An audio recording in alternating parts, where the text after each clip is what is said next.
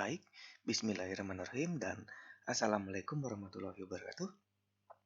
Kita lanjutkan kembali di pertemuan 4. Pada pemrograman lanjut ini, kita coba masuk ke fungsi yang mengembalikan nilai. Sebelumnya saya akan jelaskan secara teori dulu ya. Saya akan gambarkan sebuah fungsi itu ya. Fungsi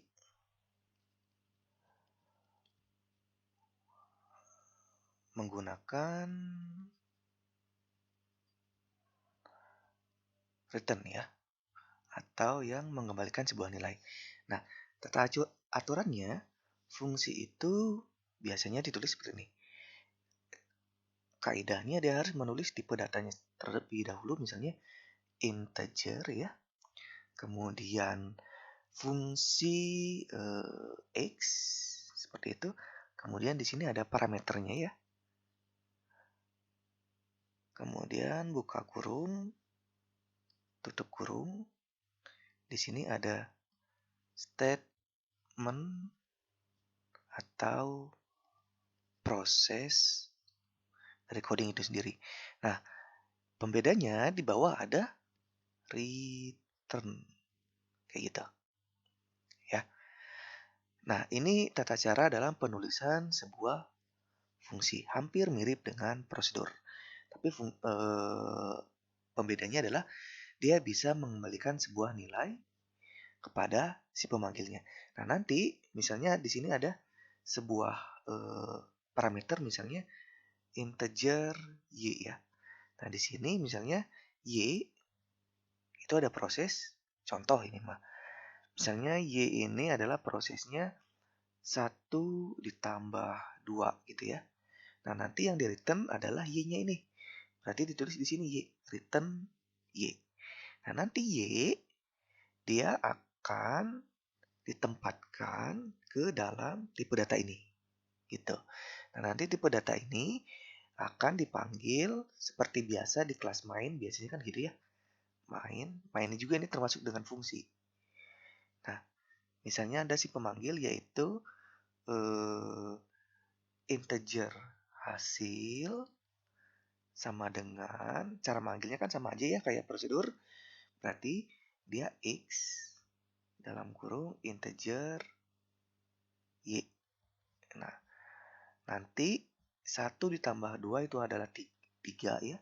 3 akan disimpan di sini dan ini akan dikirim ke sini nih. Si pemanggilnya. Berarti ini nanti akan jadi 3. Nah, kemudian dari sana berarti kalau misalnya di cout hasil ya, dia akan menghasilkan nilai 3. Oke, mudah-mudahan paham teorinya. Kita langsung masuk ke prakteknya. Oke, saya sudah memiliki sebuah coding C++ dengan default ya. Seperti yang kalian tahu ya, ini main itu termasuk sebuah fungsi utamanya. Oke, kita tulis dulu sebuah fungsi, misalnya di sini adalah fungsi penjumlahan ya. Fungsi penjumlahan. Kayak gini ya. Nah, fungsi ini kita tulis dulu di atas main ya. Tapi nanti kita bisa tulis di bawah main dengan cara deklarasi terlebih dahulu. Tapi akan saya contohkan untuk pertama kali menulis sebuah fungsi di atas main. Contoh misalnya ya, integer penjumlahan gitu ya. Dalam kurung misalnya di sini integer a. Kemudian di bawahnya saya memiliki variabel integer input gitu ya. Kemudian di sini ada cout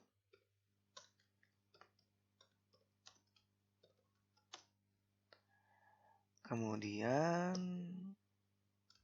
masukkan tuh ya, end line Kemudian di sini saya punya cin. Yang saya inputkan adalah input. Nah, gitu. Terus di sini saya tambahkan lagi adalah variabel hasil ya. Hasil. Nah, gitu. Berarti nanti di sini hasil biar dia nanti bisa nampung datanya. Saya panggil nih penjumlahan ya. Saya masukkan input nilai yang dikirimnya. Gitu. Oke. Nah, di sini saya tambahkan lagi berarti seperti ini. Buka kurung, tutup kurung kurawal ya di fungsi yang penjumlahan. Nah, ini. Saya enter lagi biar kelihatan. Nah, di sini berarti saya punya fungsi Y, berarti integer ya. Sama dengan integer Y sama dengan misalnya A tambah A gitu ya. Di sini ada return untuk mengembalikan nilai Y. Oke ya. Oke, kita coba jalankan ya. Ini harusnya berhasil dijalankan. Oh, tapi di sini belum ada cout lagi. Cout ini ya. Hasilnya hasil gitu ya.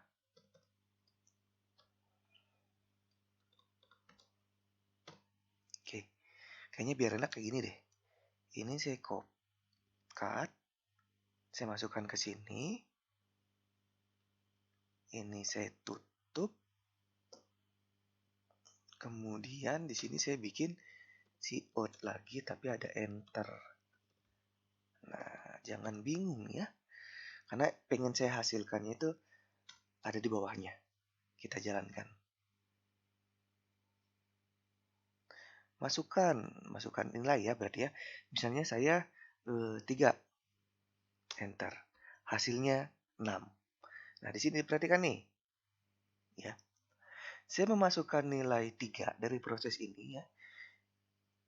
Cout masukkan saya input nilai 3 ya. Kemudian hasilnya ini tadinya variabel ini kosong. Kemudian saya panggil nilai fungsinya dari fungsi penjumlahan ya. Di mana nilainya saya input 3. 3 ini di sini akan dikirim ke dalam parameter penjumlahan di sini ya. Nah, kemudian dari parameter ini dia akan mengirim ke fungsinya penjumlahan. Di sini akan ditampung nilai 3 ya. Seperti biasa tidak bermasalah jika beda nama variabel ya. Jangan bingung. Nah, nilai 3 itu kemudian akan saya proseskan di bawah, yaitu ada nilai Y atau variabel Y sama dengan 3 tambah 3. Sehingga Y ini akan menjadi nilai 6. Nah, 6 akan saya kembalikan kepada si pemanggil. Pemanggilnya ke siapa tadi? Ke kelas main. Dan disimpan di dalam variabel hasil ini. Dan variabel hasil ini akan saya tampilkan di menggunakan cout. Sehingga menghasilkan masukkan nilai 3, kemudian hasilnya 6. Mudah-mudahan paham ya. Nah, jadi kelihatan perbedaannya antara fungsi prosedur ya dan fungsi yang mengembalikan nilai. Ingat, pada fungsi prosedur itu dia tidak mengembalikan nilai. Tapi kalau yang fungsi mengembalikan nilai, dia bisa mengembalikan nilai kepada si pemanggilnya. Oke, untuk video pertama saya kira cukup. Terima kasih. Assalamualaikum warahmatullahi wabarakatuh.